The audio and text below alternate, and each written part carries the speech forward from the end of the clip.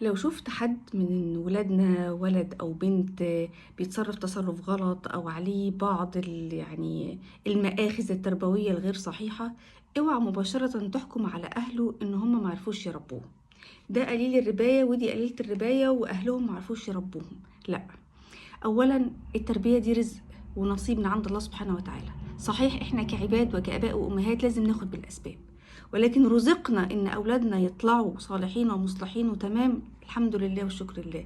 لا قدر الله طلع فيهم اي مشكلة، فمش لازم بالضرورة يكون الاب والام ما يعرفوش يربوا. طبعا ناس كتير هتقول ان في اباء مقصرين في التربية، ايوه عارفة ان في اباء مقصرين في التربية، ولكن مفيش قاعدة بتقول ان الولد او البنت لما يكونوا عليهم مآخذ تربوية ان بالضرورة الاب والام يكونوا هم السبب.